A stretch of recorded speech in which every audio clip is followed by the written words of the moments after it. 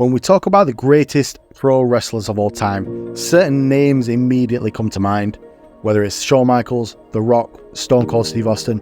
But there's one name that often slips through the cracks, a man whose talent was undeniable yet not fully recognised, and that man is Stevie Richards.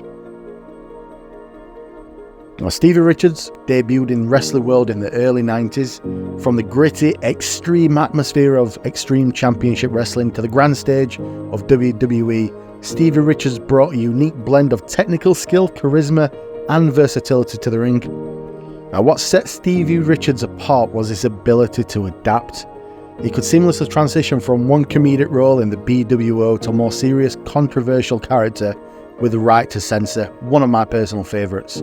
I can talk to him any way I please. You're all either with me or you're against me. I love you like my own children. And how do you repay me? By constantly letting me down! Well, Right To Censor says the hell with you. Take Undertaker. Go ahead. You like it or not, right will always prevail over wrong. Now, beyond the gimmicks, Stevie's in-ring prowess was something to behold. It was really technical, really gritty, really good. Now, Stevie's style in the ring was quite reminiscent of one of WWE's all-time greats, Shawn Michaels. Both known for their agility, precision, ability to tell a story through the matches. Now, like Michaels, Stevie had a super kick that could end a match in an instant. But while Michaels was given a platform to become the showstopper, Mr. WrestleMania, Stevie was often relegated to a mid-card match, rarely getting over and getting the opportunities that his talent warranted. Now, Stevie Richards was one of the guys that could have easily become a main event star. He had the technical skill, the psychology, the ability to work with anyone on the roster and in the ring. But for whatever reason, the company never really pulled the trigger on him.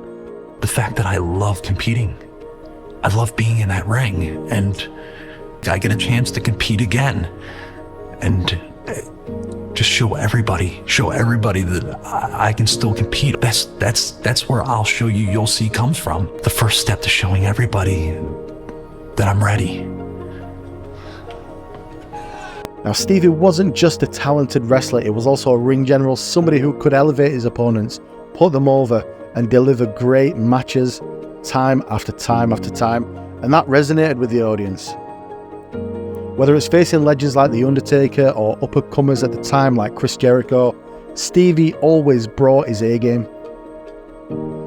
But despite his in-ring ability and his undeniable charisma, Stevie never reached the heights of a Shawn Michaels or a Triple H. And perhaps it was down to timing, or perhaps it was the crowded roster at the time, or maybe it was just a case of right man, wrong era.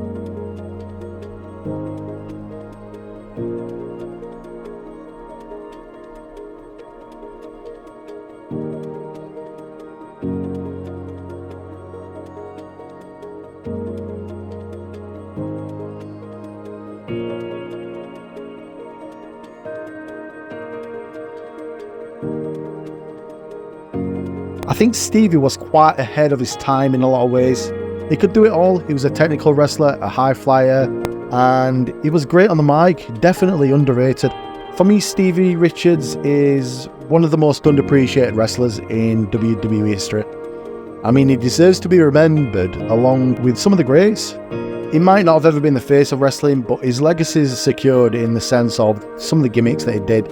He was fantastic with the BWO. He was fantastic with the Right To Censor, a man that could adapt to any role and still deliver a performance that left fans wanting more. In a different time, Stevie might have been one of the ones that was headlining WrestleMania, standing alongside all-time greats. And so the next time you think of great wrestlers, someone who never got their due, remember the name Stevie Richards, a true unsung hero of WWE, ECW, and professional wrestling. And for the fans who know, Stevie Richards will always be more than just a mid-carder. He was and always will be one of the true artists of the squared circle.